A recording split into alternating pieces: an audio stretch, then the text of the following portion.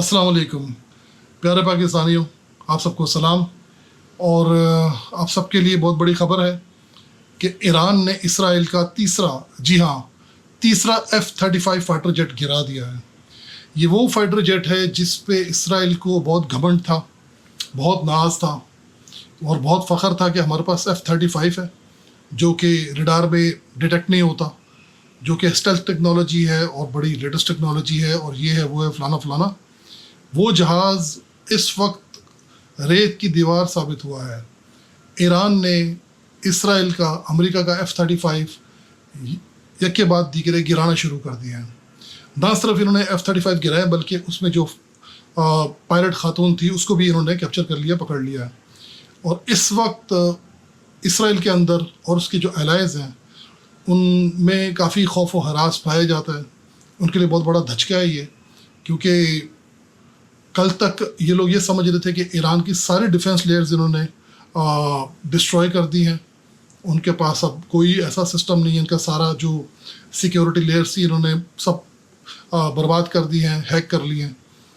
लेकिन उसके बावजूद जासूस उनके अंदर मौजूद होने के बावजूद भी ईरान ने कल रात को उनको जो सरप्राइज़ दिया, 200 से ज़्यादा बैलिस्टिक मिसाइल्स मारे और वो इतने बुरे तरीके से हिट हुए हैं कि पूरा जो इनका चारों जो लेयर्स थी इनकी, आयरन डोम, डेविड स्लिंग, एरो 3 और शायद S-400 भी इसमें था, उस सबको चीरता हुआ वो तोड़ता हुआ वो उस लेयर्स को अपने अपने टारगेट्स पे, हदफ पे हिट किया।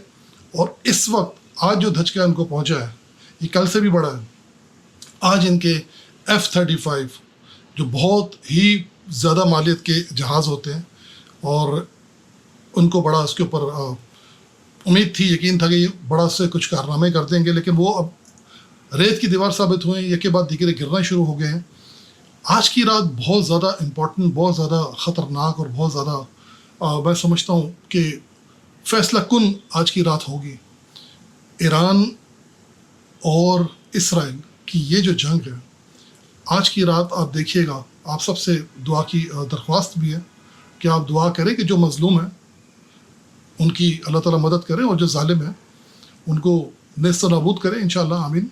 और आज की रात कुछ भी हो सकता है। दुनिया मैंने आपको बोला कि अब 2 हिस्सों में डिवाइड हो जाएगी, नहीं बल्कि हो चुकी है और क़यामत का इन्होंने जो है मतलब शुरुआत कर दी है।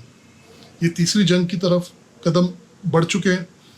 अगर तो आज रात को ईरान ने इनको वैसे ही सबक सिखाया जैसा पाकिस्तान ने इंडिया को सिखाया था, फिर तो कल परसों तरसों ये लोग सब जाके सीज़ फायर की तरफ कोशिश करेंगे करने की।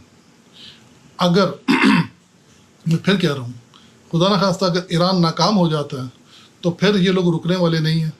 फिर ये बहुत कुछ जो आप शायद इमेजिन भी नहीं कर सकते वो करेंगे। तो इनको रोकने का एक ही तरीका है कि जो इनकी ज़ुबान है उसमें जवाब दिया जाए। और ईरान, चाइना, रशिया, तुर्की और दीगर जो इस ब्लॉक में ममालिक शामिल हैं, वो मैं समझता हूँ कि बिल्कुल अपनी तरफ से बिल्कुल उनको प्रॉपर एक सही जवाब दे रहे हैं और उनको समझ में आ रही है कि अब उनके साथ क्या हो रहा है।